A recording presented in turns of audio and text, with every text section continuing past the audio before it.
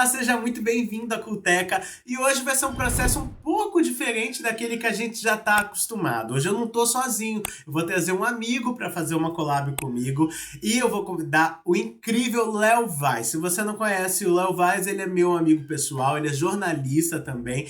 Passou anos dedicados à cultura, ele vai se apresentar para vocês. Eu aproveitei para a gente conversar um pouquinho sobre racismo, por causa de todos os eventos que têm acontecido, infelizmente, no nosso país, em relação ao massacre das vidas negras no Brasil e também no mundo, e principalmente pelos protestos, né, que esses massacres vêm gerando no país, para que a gente tente, de alguma forma, mudar essa realidade, quebrar esse sistema.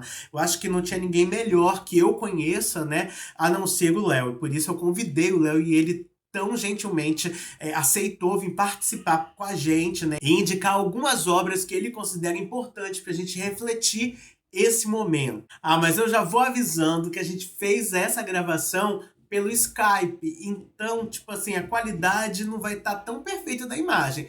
Você perdoa a gente, tá? Por favor, tô começando agora nesse universo de criar os meus próprios vídeos e realmente eu não sabia como utilizar uma outra forma em que o vídeo ficasse um pouco mais de qualidade. Eu aproveito e vou perguntar para vocês, se vocês sabem uma outra forma de fazer essa collab, né, distante assim, para ficar uma imagem com mais qualidade, manda um recado para mim, escreve aí nos comentários, porque aí a sua participação vai ajudar muita gente aqui, tá bom? Ó, muito obrigado por você estar sempre aqui. Por favor, compartilha esse vídeo, aperta aí o sininho para ativar aí as suas notificações e a gente está sempre aqui. Fica aí com esse bate-papo agora incrível com o jornalista Léo Vaz. Oi, Léo, seja muito bem-vindo à Culteca. Aí, Miguel, bom. Tudo. Seguinte, eu quero que, antes de qualquer coisa, você se apresente para quem está assistindo a gente. Eu sou Leonardo, sou jornalista, trabalho na área cultural acho que há uns 10 anos ou um pouquinho mais. Trabalhei em alguns veículos de cultura, fui assessor da Secretaria de Cultura daqui da Prefeitura de Vitória por 5 anos. Já trabalhei em assessoria de festivais de cinema, já fiz uma série de eventos, né, como assessor de eventos relacionados à cultura, e também faço, há 4 anos, eu sou o curador da Mostra Cinema e Negritude dentro do Festival de Cinema de Vitória. Entre outras coisinhas que a Resumindo, gente vai fazendo por aí, né? perfeito, gênio. Vocês estão vendo um gênio na frente de vocês, é isso? Nada de Não, gênio, eu. faz humilde não, que é bom mesmo. Eu É que- conheço, eu sei que é bom. Léo, Hum, seguinte, eu queria que todo mundo soubesse que o Léo está aqui, por quê? Porque a gente sabe que a Culteca, a gente utiliza o quê? Obras de cultura, né? Qualquer coisa relacionada à cultura pop, para a gente falar não só sobre essas obras, mas também pensar sobre outros temas, né? Pensar principalmente sobre os temas que essas obras trazem para a gente, né? Que fazem a gente refletir. E o papo de hoje aqui é sobre racismo. Então eu pedi, dei essa missão para o Léo, para ele selecionar para a gente filmes, livros, músicas que nos ajudam a pensar, a aprender, a refletir um pouco mais sobre o racismo. E aí eu não pensei em outra pessoa, porque eu acho que o Léo, além de ser meu amigo, uma pessoa que eu concordo muito com os pensamentos, né? Eu acho que por isso que vem essa amizade. Também é uma pessoa que eu confio muito, que é um ótimo profissional, gente. Eu já trabalhei ali próximo do Léo, nunca muito direto, na verdade, né? Só agora com o podcast, que a gente está aí montando e vai chegar. Se prepare, está chegando esse novo podcast. Mas, assim, sempre foi uma pessoa que eu admirei muito profissionalmente também. Então, eu estou muito curioso para saber quais são essas obras que você traz para a gente hoje, Léo. Vamos começar, então, falando de cinema? Vamos lá, assim, né? Primeiro, é muito difícil fazer lista, né? Uma conversa que a gente estava tendo, é muito difícil você indicar alguma coisa e pensar alguma coisa que tenha um recorte, mas vamos lá, assim. Desde que o Miguel me convidou, eu estou há vários dias pensando no que indicar e, tipo assim, de ontem para hoje aqui, antes dessa gravação, já mudou tudo, né?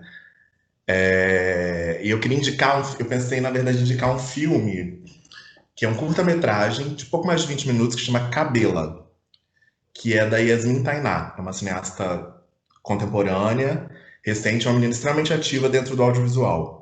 A Tainá tem menos de 30 anos, o cabelo é o primeiro curta dela, é um curta experimental, em que ela usa o cabelo para falar do racismo pelo qual as mulheres negras passam, assim.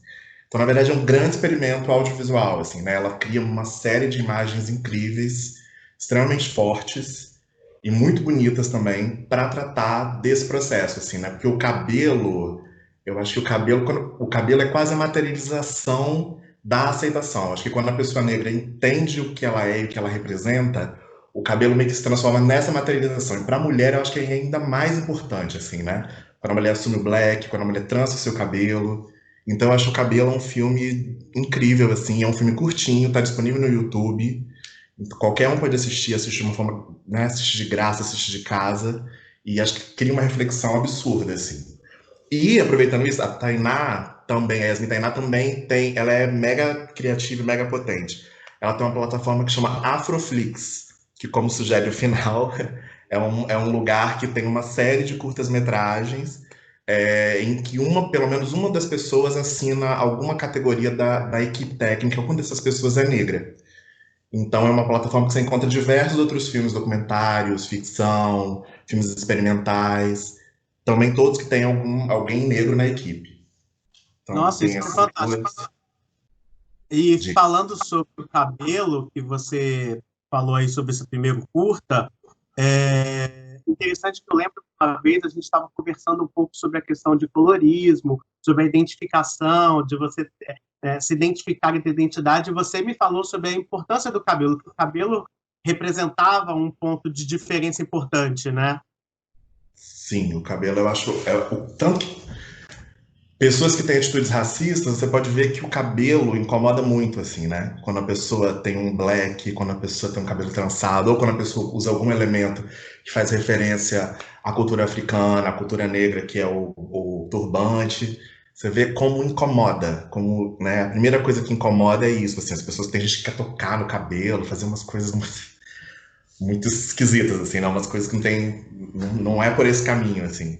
Mas acho que para mim o cabelo é uma materialização mesmo da aceitação, assim, da aceitação negra, da aceitação da sua cultura, né? De tudo que vem junto. E aproveitando isso, Léo, assim, quando foi a primeira vez que você notou que as pessoas te tratavam diferente pelo fato de você ser um homem preto, já uma criança preta? Não sei qual foi o momento que você notou isso. Miguel, assim, eu tava inclusive conversando com uma prima minha sobre isso hoje, assim, eu não me lembro de nenhum momento de uma agressão violenta com relação ao racismo, né, tratando da minha pessoa.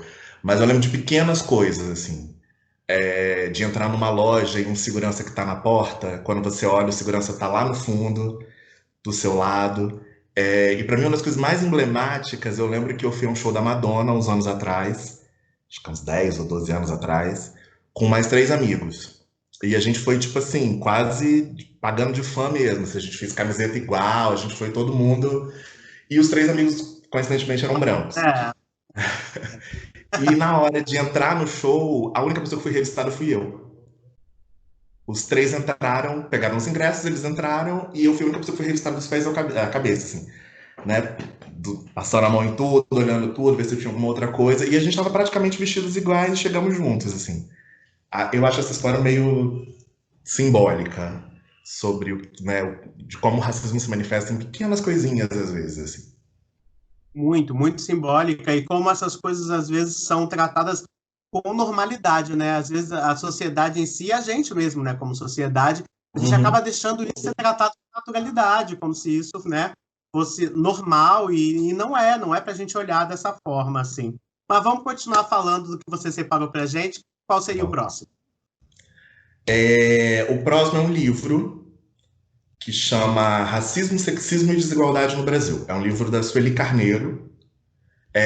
Eu escolhi um livro de não ficção, porque eu achei importante nesse período em que a gente está nesse desmonte da educação, pegar um livro de uma mulher negra, filósofa, doutora em educação, que também é ativista, né, feminista aí do movimento negro, e uma mulher que pensa conteúdo, assim, né, uma mulher que cria saber.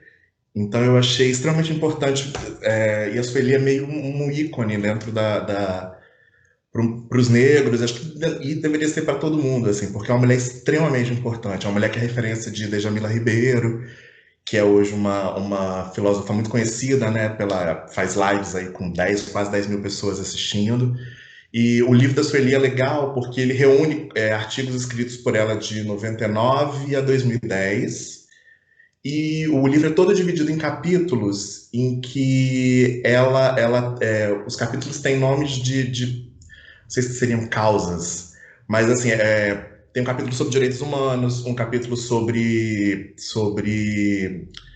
igualdade racial, um capítulo sobre cotas, um capítulo sobre gênero. Então, os artigos foram todos agrupados dessa forma. Eu acho que facilita a leitura e ao mesmo tempo, amplia, né, o olhar sobre essas questões no Brasil. Assim. Eu considero a Sueli quase um farol. Assim, ela vai escrevendo e vai abrindo a sua cabeça. Assim. E a gente precisa muito disso ultimamente, né? Porque o que a gente nota é cada vez mais uma crescente no país de pessoas exaltando a ignorância, né? Exaltando não ter conhecimento do direito alheio, do próprio direito até, né? Em alguns casos até pedindo retrocessos, né, históricos, como essa galera que vai para a rua pedir ditadura, que a gente não entende como é que essa pessoa chega a essa conclusão na vida. Falta informação, provavelmente, falta leitura, falta, né, saber um pouco mais da própria história. Mas, assim, eu queria que você também falasse sobre isso. Assim, quando é que você percebeu, já que o livro fala sobre os direitos, que você precisava se inteirar mais do movimento, precisava saber mais sobre ele e conhecer mesmo seus direitos, o que ainda lhe era negado, o que ainda precisava entrar como luta na tua vida? Eu acho que isso deve ter uns. Assim, um levante de consciência, assim, eu acho que isso deve ter uns 8 anos, né? Óbvio que eu entendia que eu era negro, né? Óbvio que eu entendia que em algumas circunstâncias talvez eu não fosse tão bem quisto, aqui ou ali, mas como eu te falei antes, eu nunca passei por nada muito violento ou extremamente agressivo, né? Mas de alguma coisa, mesmo o que é mais sutil, tá marcado, porque o show da Madonna tem quase 12 anos e eu nunca esqueci essa história. Mas acho que de uns 8 anos para cá eu fui tendo consciência mesmo né, da importância disso, o fato de fazer a curadoria do Festival de Cinema, o fato de encontrar com outras pessoas, o fato de ter trabalhado na prefeitura também me fez ter uma outra consciência, de trabalhar com outros projetos, de entender um pouco sobre política pública. Então, acho que tudo isso foi acrescentando e foi me dando uma consciência sobre o que é ser negro, sobre a importância de entender essas questões e de fazer alguma coisa para que essas questões, né, possam ser mudadas e que a gente consiga avançar em algum momento, né, que isso tome outra característica, assim, que isso tome outra cara, para que não continue acontecendo coisas como a gente está vendo nesse momento recente do país e do mundo. Exato. Vamos continuar, então. Fala pra gente, então, em relação à música agora, né? É, música acho que foi a coisa mais difícil, assim, Eu de escolher imaginei, eu te muito de conheço. música. A gente gosta muito de música, a gente gosta de muita coisa. Aí eu fiquei pensando em talvez um artista contemporâneo, eu fiquei pensando em quem que poderia ser. Então eu escolhi, acho que um artista que meio que centraliza muita coisa, centraliza tanto o que veio antes dele quanto o que vem depois. E um disco específico desse artista, que é o Gilberto Gil. Eu acho que o Gil meio que materializa é, a questão da negritude, da inteligência, do negro, do talento, né? Eu lembro que quando eu estava pensando nisso, eu fiquei me questionando, porque o Ju foi ministro da Cultura, e eu fiquei me questionando em que momento a gente deixou de querer ser Gilberto Gil para ser o que a gente está aí sendo hoje, né? Enquanto país, enquanto nação, assim. E eu escolhi o Refavela, de 1977, que é um disco que faz parte de uma trilogia do Gil, chama trilogia Ré, que antes tem o Refazenda e depois antes tem o me perdi agora. Isso, antes tem o Refazenda e depois tem o Realce e no meio tem o Refavela. O Refavela é um disco de 1977 que surge a partir de uma viagem do Gil para a África. O Gil vai para um festival, ele faz parte da comitiva de artistas brasileiros que vão para esse festival, acho que tem o Caetano, acho que tem o Moacir Santos também, se eu não me engano, e o Gil é completamente impactado pela música produzida pelos africanos naquele momento. Ali ele conhece a Juju Music, que era um tipo de música pop ali da África naquele momento, da Nigéria em específico, que era onde o festival acontecia. E ele conhece o Fela Kuti, que é o cara que criou o Afrobeat, né? Para quem não sabe, não conhece, o Afrobeat é meio que uma fusão de jazz e de funk americanos com a música tradicional ali da Nigéria, da África, né, de uma forma geral, que são as percussões em Yorubá, os cantos dessa galera. E o Gil volta muito impactado com tudo, assim, vendo umas entrevistas do próprio Gil, é quase uma reconexão dele com a África, com a história, assim.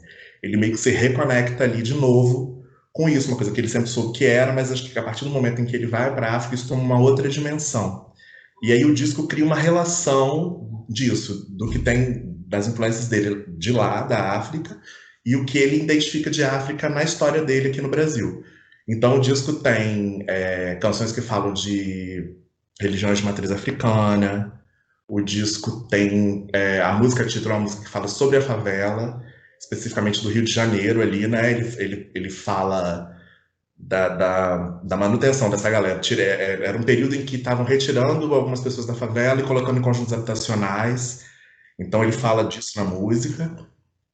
E o disco tem duas músicas de blocos afro, que eu acho que são bem interessantes. Uma do Filhos de Gandhi, que é um bloco afro, né, feito por homens, e a maior parte dos fundadores eram homens que vinham no candomblé, tinham isso como religião, e do Ileaê, que é a música Ainda título do Ileaê. de Filhos de Gandhi. Ainda não tive essa experiência, mas hei de ter. Também Sei não, que você infelizmente passou. infelizmente também eu não tive a experiência de ir no Filhos de Gandhi, é lindo. Já vi o Filhos de Gandhi. Eu já vi o Filhos de Gandhi, mas não desfilei. Eu já fui ao Carnaval da Bahia, mas eu não desfilei. E a outra música é o Ileaê, que é que é a música título do bloco. Porque o Ileaê tem uma história que é muito bacana. Bacana assim, né? Bacana de saber, mas não é bacana o que aconteceu. Na década de 70, os blocos afro, com Mortalha, começaram a ter muito sucesso em Salvador, né? Ser blocos de muito sucesso, muita gente nos carnavais. Só que os blocos pediam ficha de inscrição, com endereço e com foto. Então os negros começaram a não fazer parte dos blocos. Os negros não eram aprovados para desfilar nesses blocos. E o Leaê, ele é criado como uma resposta a isso. Então é um bloco que só tem negros. E a música título é uma música super conhecida, que foi regravada acho que pelo Rapa, né, que tem aquele famoso, acho que tem um dos versos negro se você branco se você soubesse o valor que um negro tem, tu tomava um banho de piche e ficava preto também. Então essa é a música tema do Ilê, a primeira música que o Ilê cria e depois cria milhões de coisas. Vários artistas já gravaram canções do Ilê, Brown, Daniela Mercury, Margareth Menezes, então assim. E o disco e o disco tem uma outra coisa que é muito legal, ele desconstrói o Samba do Avião do Tom Jobim, que é uma música extremamente branca, né, elitizada, da bossa nova, né, tá lá naquele outro universo, e ele cria uma versão completamente funkeada do Samba do Avião para falar dessa relação dele com o Rio, né, e ele desconstrói tudo, assim, ele joga a música para um outro lado, assim, e enfia nesse disco. Então é o meu disco, minha indicação, é o disco do Gil, que eu acho. E todas as outras coisas que a gente vê, né? Eu acho que aí as pessoas podem pesquisar em cima disso, assim, quem é Fela Kuti, e descobrir o que é Afrobeat, descobrir mais os blocos afros. Eu acho que é muito. Pois é. É incrível o que você falou, né? As pessoas irem buscar realmente, a partir dessas dicas, ampliar mesmo os conhecimentos em relação à arte, porque a gente vê que a gente está no período, por causa desse desgoverno que a gente vive no nosso país, de ataque muito direto à arte, né, Léo? A gente vê a arte sendo atacada, sendo colocada num canto bem inferior, realmente, de interesses, né, políticos, econômicos, e é uma pena. E eu queria aproveitar, então, para ouvir a tua fala em relação da importância da arte para que a gente possa aprender e refletir sobre questões sociais. Porque a gente está indicando aqui algumas obras, né, para que as pessoas possam escutar, ou ler, ou ver, assistir, e refletir um pouco sobre o que a gente está vivendo. E por que você, então, acha que é importante que a gente indique, né, essas obras para essas pessoas, e que a arte pode fazer diferença nas questões sociais do nosso país? Miguel, para mim, assim, a arte para mim é importante desde que eu sou criança, assim, desde que eu nem entendia qual era a importância da arte, assim, né? Eu sou uma pessoa que eu cresci, eu acho que é muito eu não sei se tem a ver com uma memória afetiva, assim, eu lembro do meu pai me levando para cinema desde muito novo. Eu lembro de ter música desde muito novo na minha vida, assim, de ouvir discos desde que eu era muito novinho, assim, de ter disco em casa, de ter essa relação. E foi uma construção natural para mim, assim, né? A aproximação com a arte, tanto que é onde eu acabei trabalhando como jornalista com isso. Meus amigos, a maior parte dos meus amigos são pessoas envolvidas com arte, são pessoas cineastas, são pessoas que pensam arte. E eu acho que essa pandemia, essa loucura toda aí que a gente está passando, ela, apesar de ser uma fala quase clichê, o que está segurando, acho que a cabeça de todo mundo é arte, né? As pessoas estão aí vendo novelas, vendo filmes, vendo séries, ouvindo músicas, redescobrindo seus livros nas bibliotecas, né? Na verdade é isso, assim. E eu acho que a arte é um facilitador para o seu conhecimento, assim, né? Né? Quando você parte para ficção, acho que você vai por um caminho do entretenimento e quando você olha, você já entendeu uma outra coisa, você já conseguiu chegar em outro lugar, assim, né? Tipo, pegando, sei lá, esse disco do Gil, assim, se você pegar o disco do Gil, é um disco extremamente delicioso, dançante, divertido, mas se você vai olhando uma coisa aqui, outra coisa assim, ele vai pontuando uma série de outras coisas, né? Você vai chegando, quando você vai, sua ficha vai caindo à medida que você vai ouvindo o disco, ouvindo uma letra, ouvindo uma frase, né? Então, tipo assim, eu acho que a arte, ela facilita o seu entendimento em algumas vezes. E algumas vezes ela não facilita e isso é que faz a graça, assim, ela te dá a rasteira para você dar um sacode, assim, né? Então eu acho a arte fundamental para tudo, assim, para sua saúde mental, para o seu conhecimento, para sua tolerância. Eu acho a arte, para mim, eu não consigo pensar num mundo sem arte mesmo, assim. Por mais clichê que a frase pareça. É clichê, mas é real. É necessária, assim. Eu espero que a gente passe por esse período, que a arte volte a ter o seu valor mesmo, de reconhecimento de Estado mesmo, eu estou falando, né? De para ela Uhum. poder ter investimento, mas também pela sua população. E você que está assistindo a gente aqui agora, cuidado para não cair nessa artimanha desse desgoverno, porque um país que vive a arte, que respira a arte, é um país que pensa e reflete sobre a sua história. E quando esse governo quer desmantelar a arte, ele quer que você pare de refletir sobre a sua história. E quando você reflete sobre a sua história, você faz a revolução. Então, tipo assim, cuidado para não cair nessa onda de achar que a arte não é importante. Ela é muito importante. Léo, eu quero agradecer muito, muito, muito a sua participação aqui. Você sabe o quanto eu admiro, o quanto eu gosto de você. Eu conheço o Léo já tem alguns anos, né? Não preciso falar Poucos, muito poucos, pouca idade, mas poucos. desde o primeiro dia, assim, que eu te conheci, a admiração pela sua inteligência, que é algo visível, que é algo, assim, notório. Acho que não tem ninguém que não te conheça, que não elogia a tua inteligência, mas, assim, principalmente a capacidade de você ser a pessoa pensante que é e fazer a gente refletir. E termino também te fazendo convite. Eu acho que passou da hora de você ter um canal próprio de YouTube para você falar sobre a arte, falar sobre o que você conhece. As pessoas merecem te escutar, Léo. As pessoas merecem te escutar. Por favor, pense nisso, faça um canal, tá? Eu vou te cobrar várias vezes ainda sobre esse canal. E muito, muito, muito obrigado. E eu deixo aberto aqui para você falar suas palavras finais, convidar as pessoas para as suas redes, o que você quiser. Obrigado, Miguel. A recíproca é verdadeira, né? A gente vai aprendendo com as pessoas. Eu acho que, na verdade, a amizade é isso, é troca, né? E acho que todo mundo tem uma coisa para entregar para o outro, uma coisa para ensinar para o outro. Até quando a gente discorda, a gente acho que aprende várias coisas. E é isso. Na verdade, obrigado pelos elogios. Não sei se eu sou isso tudo. Não sei nem se eu sou meio tímida, assim, não tenho uma coisa de É, conversar com. é, Engraçado porque eu já apresentei um programa de TV, né, na faculdade, assim, mas eu sou meio tímido, não me sinto muito confortável com a câmera. Acho que eu escrevo um pouco melhor. De repente a gente pode pensar alguma coisa que dá para aliar escrita e tá, dicas culturais, assim, né? Mas a gente já está melhorando, a gente está fazendo já um podcast, então já estamos indo, assim. Mas é isso, quem quiser me seguir nas redes, meu Instagram é Léo Vaz, L-E, né? Léo, L-E-O, Vaz, V-A-I-S. E é isso.